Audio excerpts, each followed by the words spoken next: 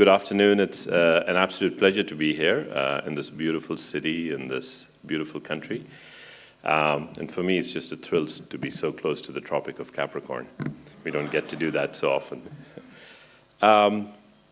As Richard described the Jeff Skoll Group, I'll talk a little bit about Capricorn Investment Group, which is the for-profit arm of this family. And by family, I mean all the organizations. And Capricorn, as Richard described, is a private investment firm that manages the capital on behalf of Jeff and the foundation, as well as a handful of other similar individuals. These are people who wanted their money invested in some of the ways that we'll talk about today. It is a for-profit organization. Our goal is to get market returns, risk-adjusted market returns, and our job is to make as much money as we can so that a lot of the stuff that Richard talked about can then be done with that capital. We don't have the luxury of giving away money. We don't have the luxury of investing in things that would not provide a return on that capital. We're not a very old firm. We were founded after the eBay IPO, and the first couple of years was spent primarily in diversifying out of eBay stock. So it's about a 12-year-old organization.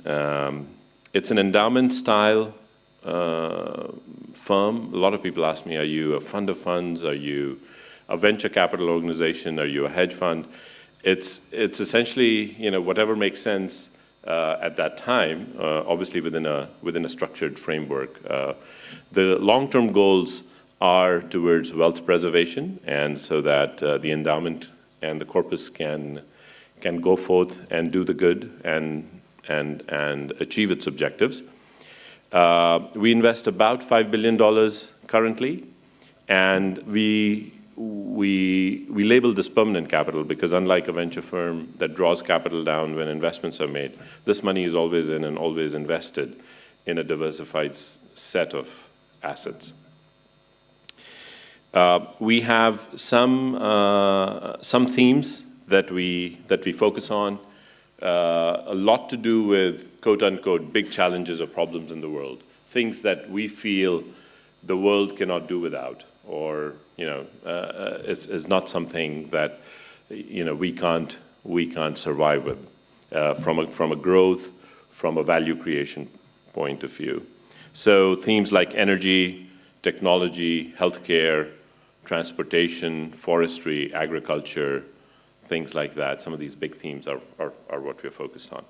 We're headquartered in Palo Alto. We're co-located in the same building with the Skoll Foundation, and then we have an office in New York as well. So since most of us grew up in that world of Silicon Valley, we can't get away from technology. So technology is a big area of focus for us. As I mentioned, we invest about half our capital.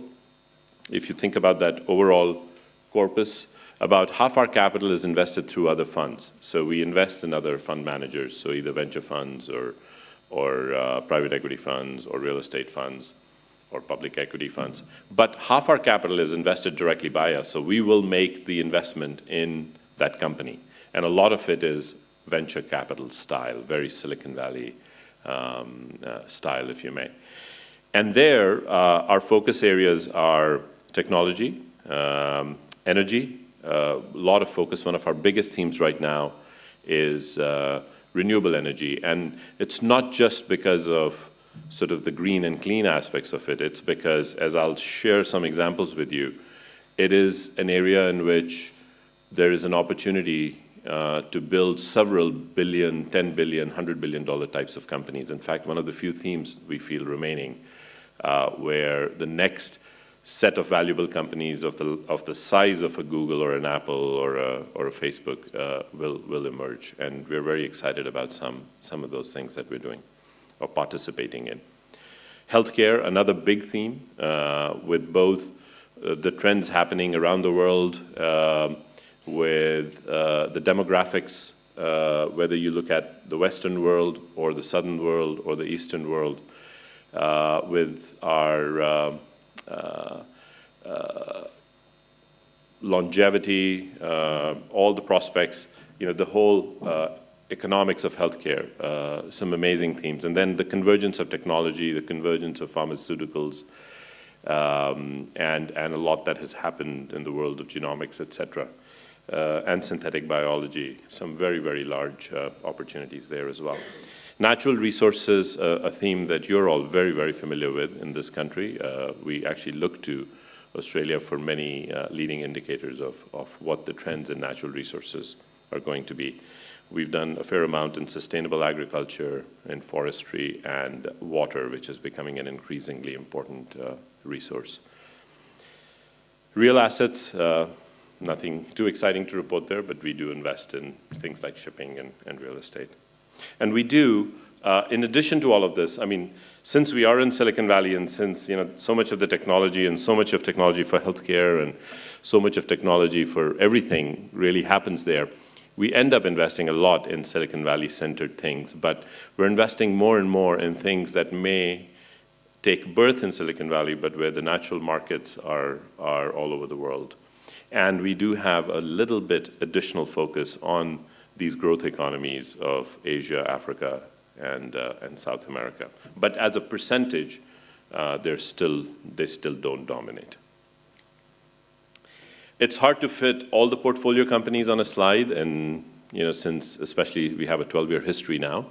But here are some companies, some of which you may recognize, that are active mostly today. And so some of the companies that we've had fun with, some of the companies that we're very proud to be associated with, and some that are struggling.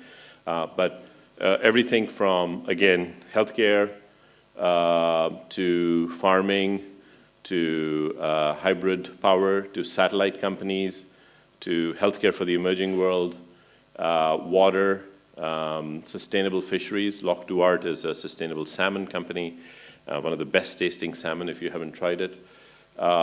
Next generation of energy storage, kind of bringing batteries into the next century. The same kind of things that happened in our lives with electronics and semiconductors, what that means for energy storage.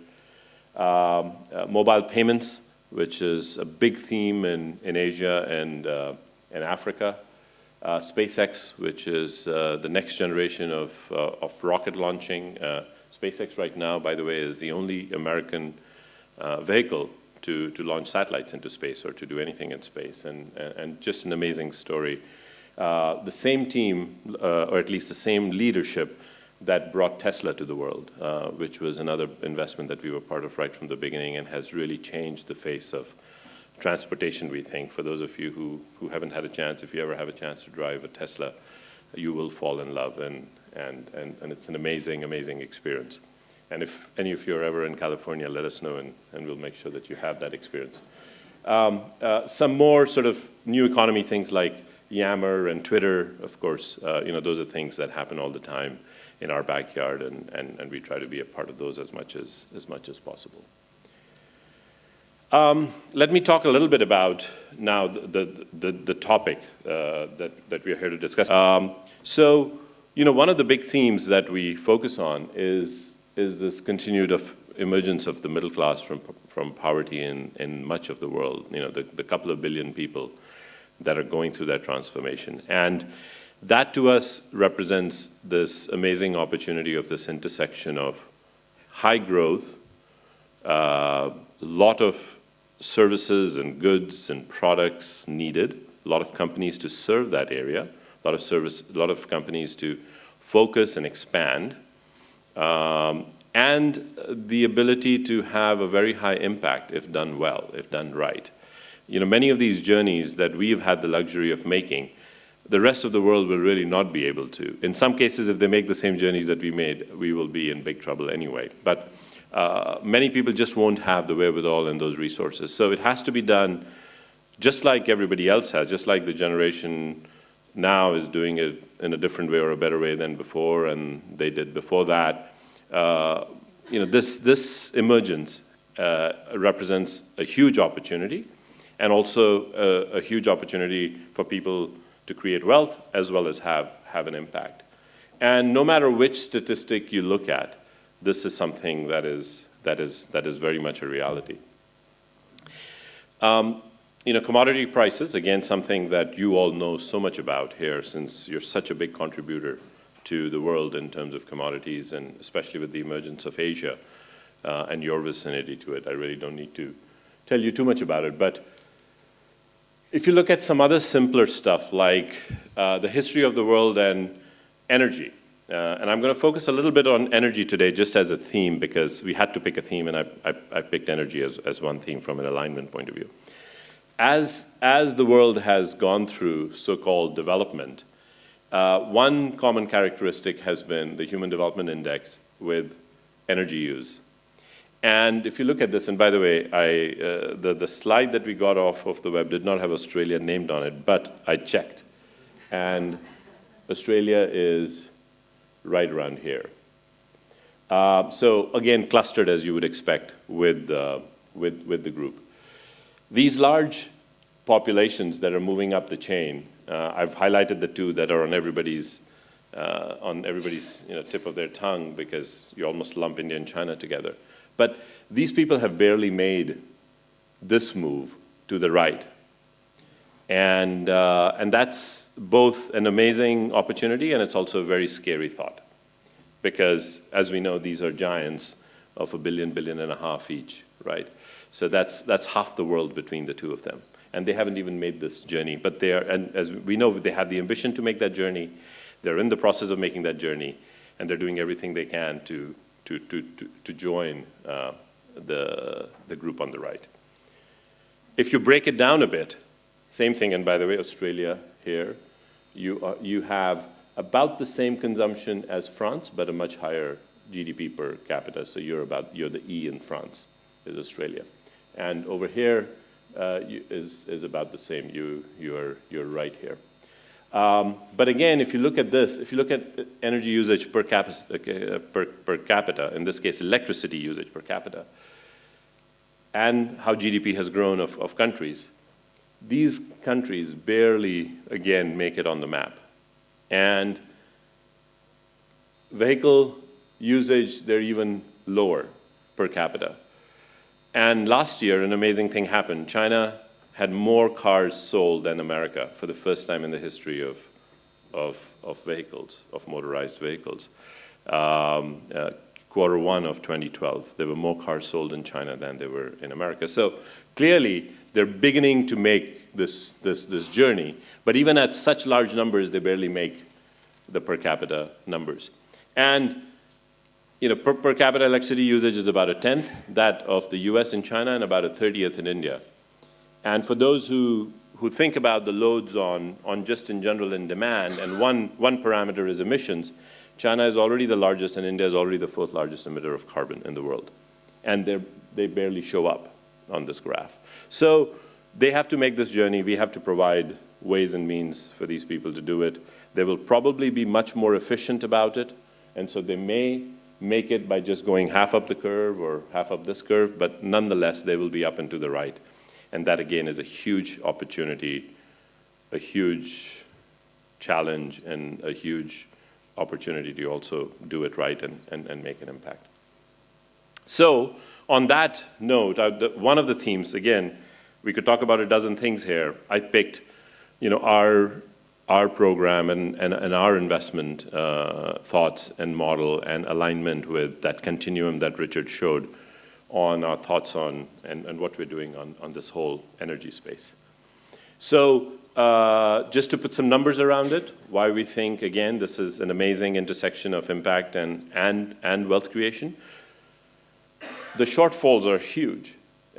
Just to put some numbers around it, that is 70 nuclear power plants. That's the entire nuclear portfolio of France, which is the most advanced country in the world when it comes to electricity. They were smart, they were way ahead of everybody else, and they built an amazing infrastructure, which is largely nuclear, and thank God it's been largely a safe portfolio. But that would be recreating, and that's just the incremental need, right? And that's the need that is bottled up today, as opposed to the need which emerges when you actually provide people with things, and then they build on top of it, and then you provide them more, and they build more on top of it, and they start thinking bigger. Right now, they're just thinking, can I get a light? And then, can I get some way to run something, to run my machine? China's in better shape. You've heard of the proverbial coal power plant every 2 weeks that goes up. That continues to happen, and they're feeding their energy need as a result of it. Sub-Saharan Africa is roughly the same magnitude as the subcontinent of India in terms of the needs.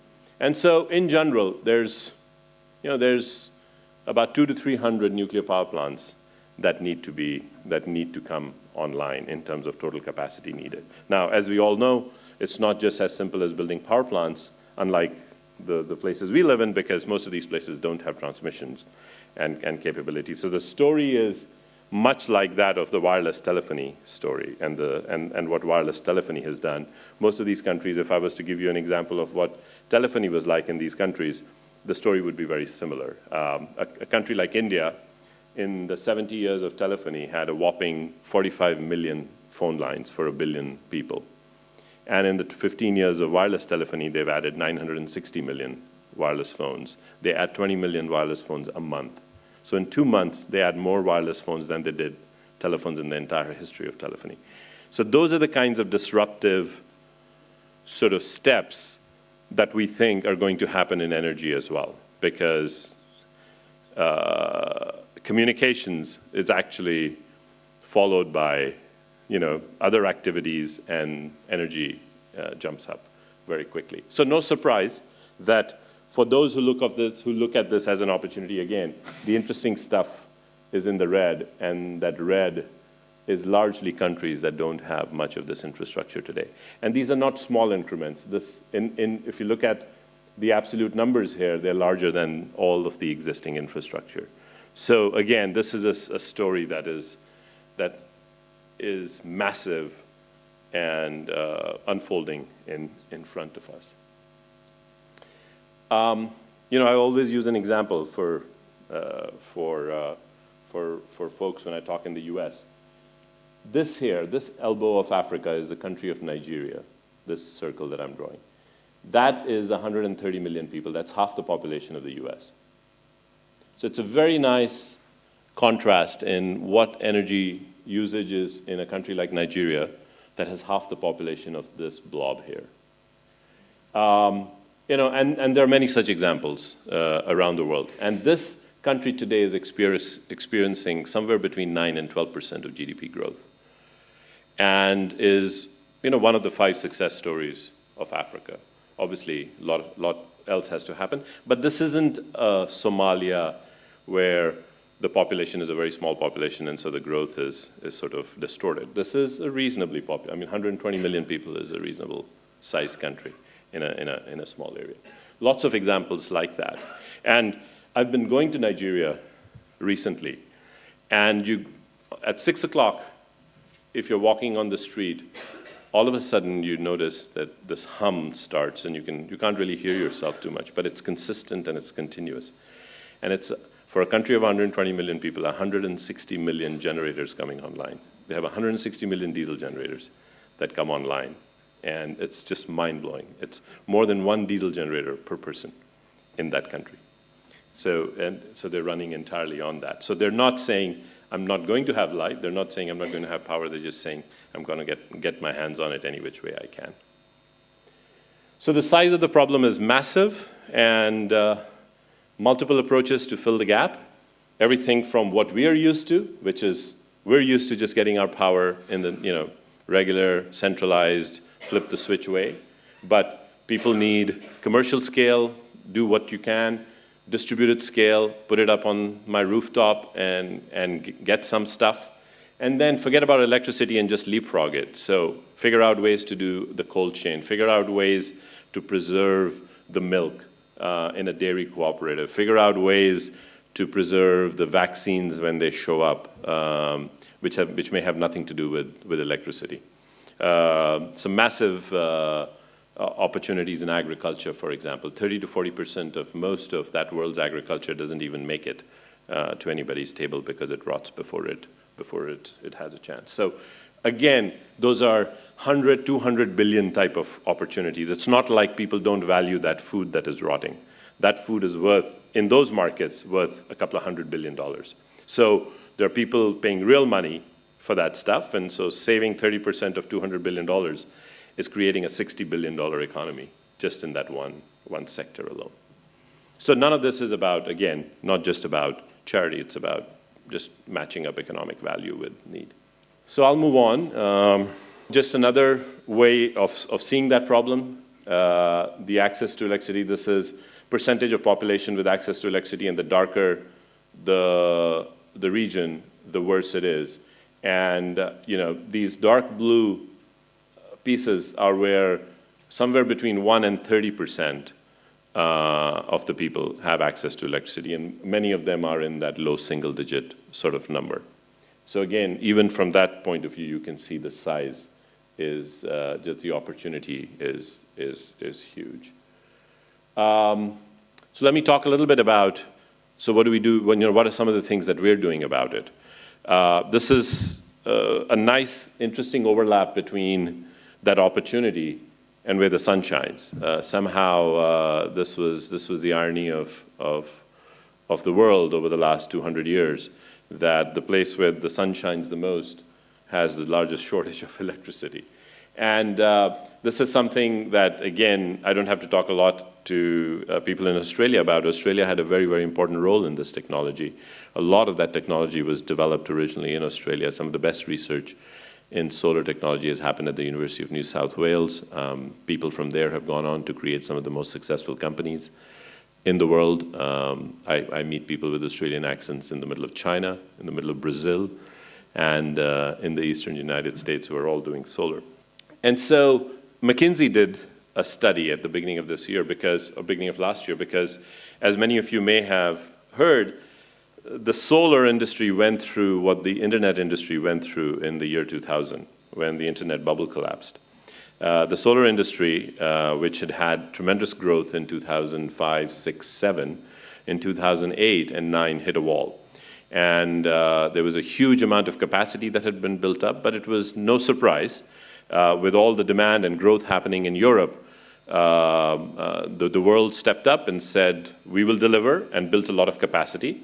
And in the same way that in the year 2000, and since you're seeing me from here, I'll go a mirror reflection. The year 2000, if you take my elbow, was when the fiasco happened in internet usage.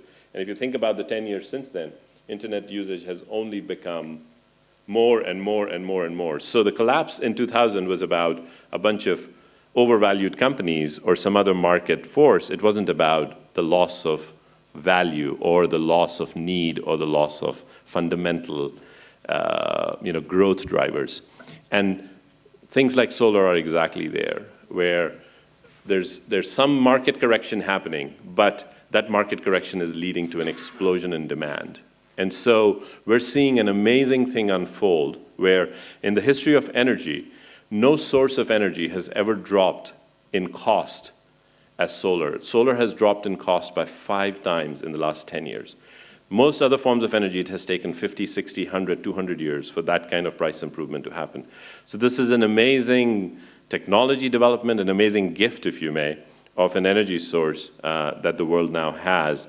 And now, literally within the last few months, has moved from what was not considered grid parity to very much in the mainstream of grid parity. And so while we were just sleeping over the last 2-3 years, it has gone from being something exotic for certain applications to something which is extremely mainstream.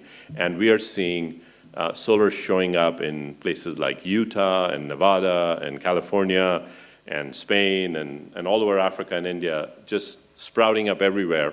And largely due to, again, a typical market force cycle where Europe stepped up, demanded it, China and the US and other countries followed and provided it. A glut ensued. About 2 or 3 times the capacity was built, prices plummeted, and now everybody has suddenly figured out a way to make this really cheap in a completely free market way, and we have an amazing product. And now, starting last summer, for those of you who are stock traders, companies like First Solar and SunPower, which were the big companies, have now increased in value by 4 to 5x just in the last 6 months.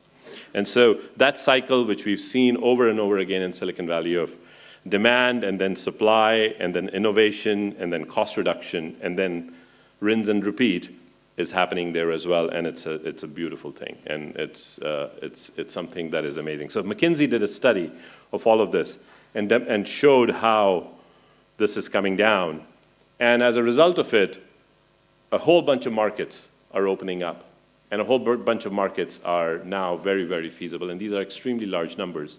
These are in gigawatts.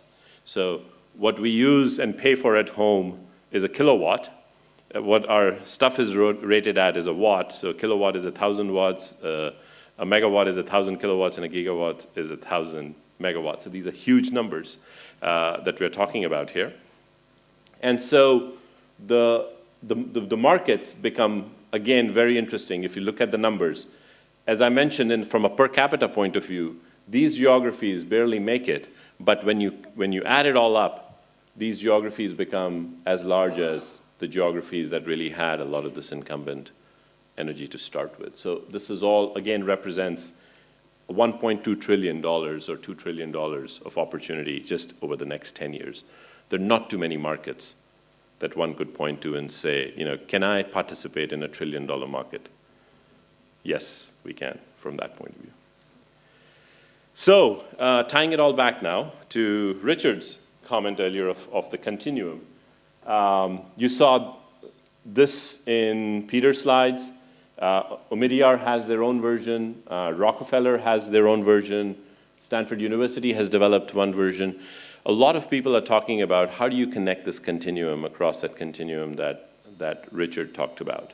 Just wanted to share how we connect within our group this continuum that Richard talked about. And I'll talk a little bit about some examples where our investing, the for-profit side, which is aligned, is connected to our nonprofit Skoll Foundation activities.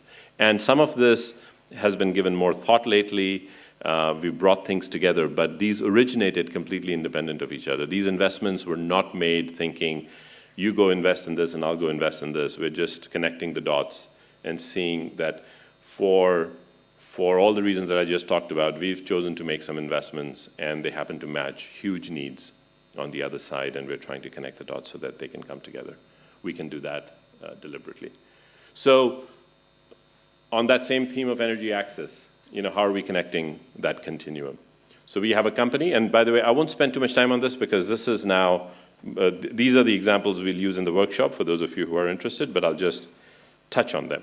So we have a company that makes hybrid power systems. They basically put solar, batteries, diesel generators, electronics, smarts, a lot of software into containers and ship these containers around the world. And these containers are self-standing utilities, if you may. So they're completely capable of generating power wherever they show up, and you flip the switch, and they take energy from the sun and store it in the batteries and use diesel generators to provide energy to banks, to hospitals, and they do it cheaper than what those places are doing with just diesel today, which most of them are. I told you about the 160 million diesel generators in Nigeria.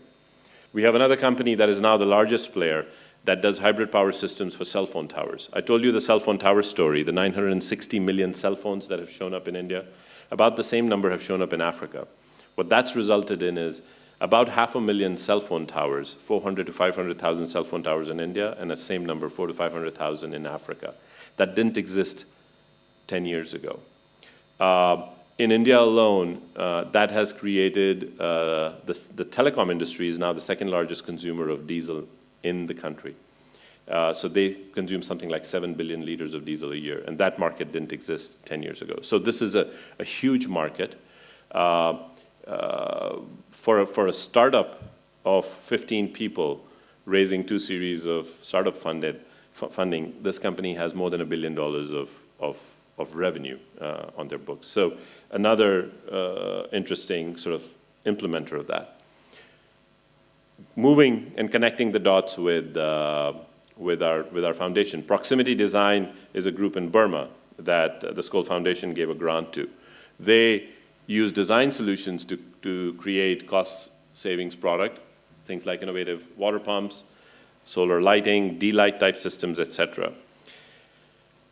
Burma, as you know, has suddenly opened up, and all of a sudden there's huge demand, huge potential, huge number of people going in to develop industries, but there is no energy whatsoever. It is completely bare, no transmission lines, everybody's just waiting. And so connecting the dots, we are now taking those companies that I talked about earlier and connecting them with Burma, because that opportunity is just there to be paired with. World Health Partners, Richard talked about that. They were an awardee this year. Proximity Design was a Skoll awardee last year. World Health Partners is doing an amazing thing. They have this franchise model of building healthcare clinics. And out of about 500 clinics, they reach about 4,000 to 5,000 villages today. And they're growing very well. They use telemedicine. Telemedicine, by definition, uses computers and printers and phones and lights, which need electricity. Most of the places that they're in does not have any electricity, will not have electricity for the next 15, 20 years. Their only way of using it is diesel. Again, pairing it up with exactly what I talked about earlier. So the teams are talking today and trying to figure out, and that cycle has started where it started off by saying, okay, give me electricity to run what I do, and now those teams are getting together and saying, you know what, now if I have electricity, that means I can create a larger center. That means I can have X-ray machines. That means I can have refrigerators to refrigerate vaccines and medicines. That means I can have an MRI machine. That means I can have an ultrasound machine. And so that cycle starts where growth happens for the right reasons, and you meet that demand. Gram Vikas, a group that originally, that's a Skoll awardee from about 5 years ago. Another very impressive group that started off with energy, providing energy access, but didn't really have the tools, and the industry was not mature enough, and ended up going more towards sanitation, and now has transformed about 1,000 villages from a water and sanitation point of view. But they've built these structures in all these villages that are community structures to do water and sanitation. And these structures are perfect to also be their energy centers now. So now that the energy solutions have shown up, they're saying, can you bring those to us? And we'll go back and use those same 1,000 villages that have built on water and sanitation to build on energy. So again, connecting that dot. Arzu is a group in Afghanistan.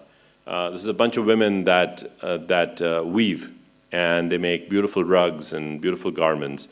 And as many of you know, if you have a hand loom versus a power loom, if you have sewing machines versus a needle and thread, their productivity can go up dramatically. And these are machines that need real power. This is not a flashlight.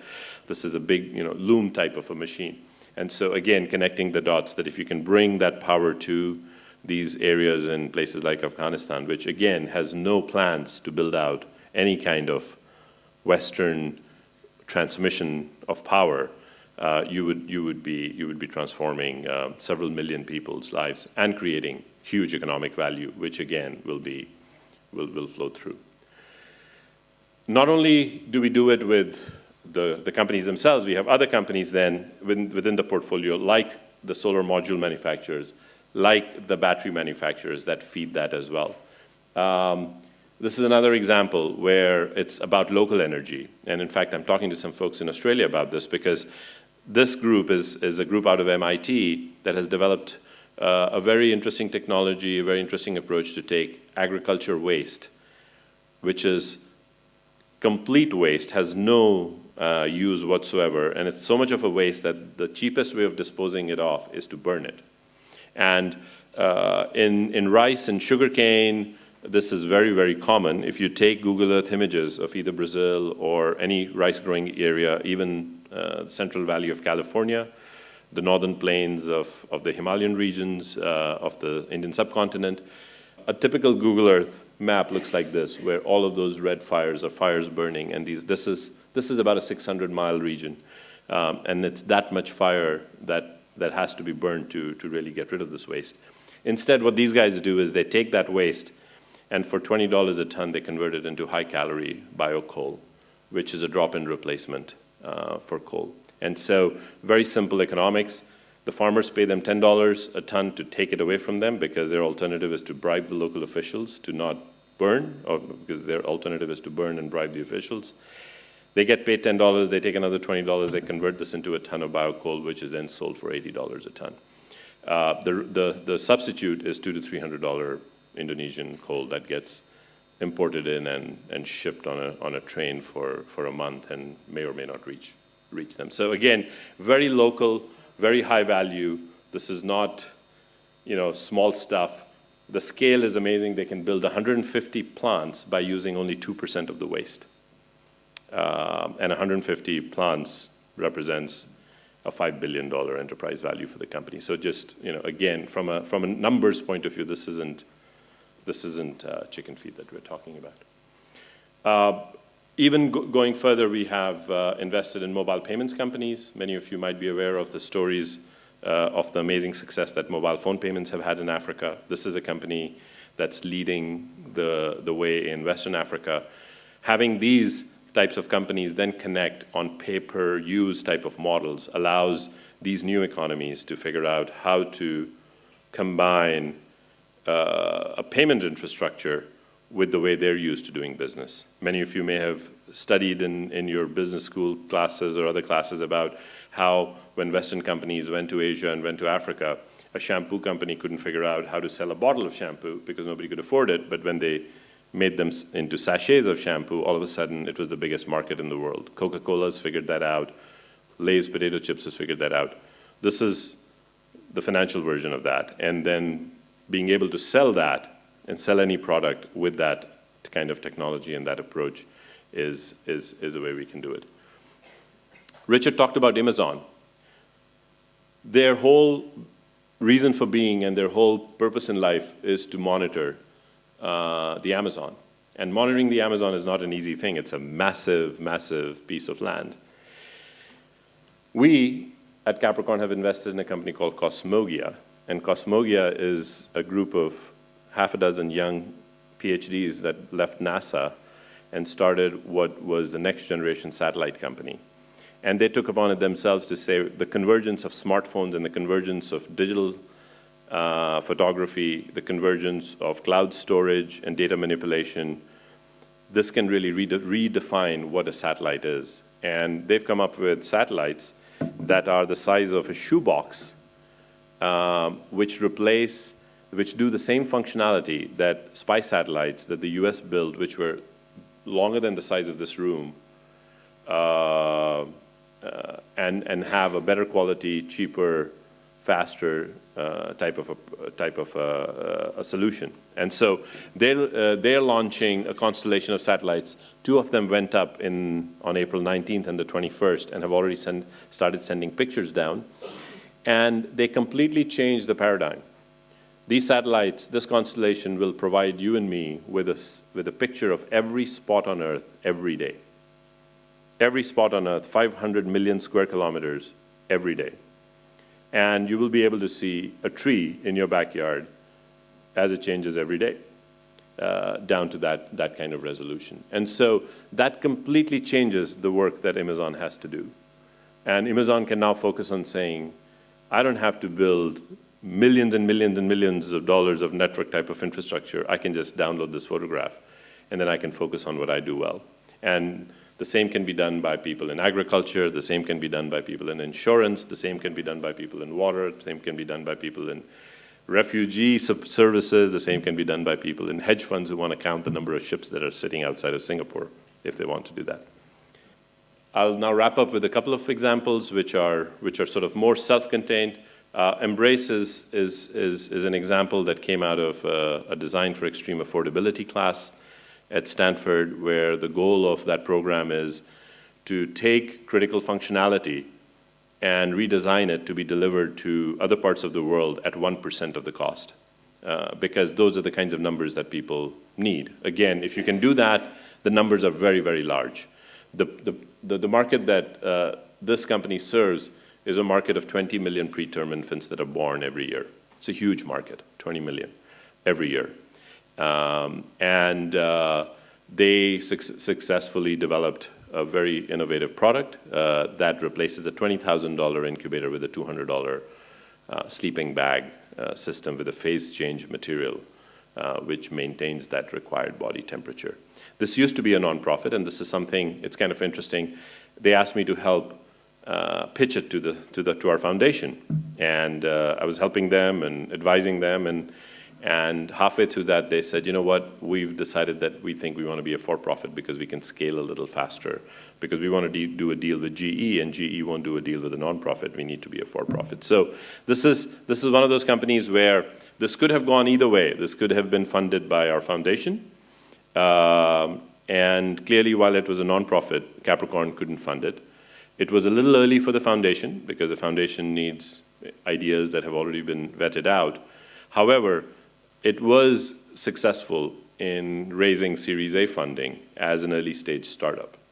And so they were able to find the solution to funding by actually making themselves a for-profit, and they're going off and trying to multiply. Liquidity Nanos, similar kind of an impact story, but this was always a for-profit. This is some research that happened at a university out of all the nanomaterial work, and is the first company to have developed a material that can filter out bacteria and viruses without using pressure or chemicals or ultraviolet light. And as many of us know, waterborne diseases are some of the biggest killers around the world, and to be able to do it for a couple of dollars for a family of 4 for 6 months is quite a breakthrough. So they're bringing that to market. So again, another example of this is a huge market. There are some of the biggest companies in the world that want to take products like this to market, $5 at a time, but with a market potential of 1 billion people, kind of an approach. Another example that I'll talk about in the workshop, but similar kind of thing, similar kind of disruption from a semiconductor ultraviolet light point of view. Thank you. Participant Media is the movie studio arm of the organization. They've made about 45 movies in the last 8 years. Rather than talk and tell you about those 45 movies, you know, they say a picture is worth 1,000 words, a video is worth 1,000,000 words. We decided to bring you a collage, a 3-minute collage of all the movies that our studio has made, and hopefully you'll recognize some, and hopefully some of them have brought entertainment into your homes. Our history will be what we make of it. Just once in a while, let us exalt the importance of ideas and information. Good night, and good luck. Don't talk to anyone. Don't touch anyone. Stay away from other people. Someone has taken an interest in you, and someone loves you, and they recognize the importance of education. You can't win. Whether you win or lose, you stand up. Please, don't forget about me. They're doing it exactly like they did with the large whales. They're slaughtering everyone they can get. You said to write about what disturbs me. I'd like to write something from the point of view of the health. We're a $9 billion company. Do you know what we're capable of? There is no way I'm gonna let either side dictate our fates. We always go in with our ideals and we change the world.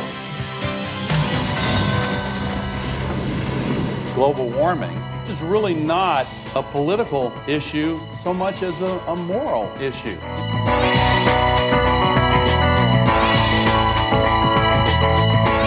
Why am I being investigated?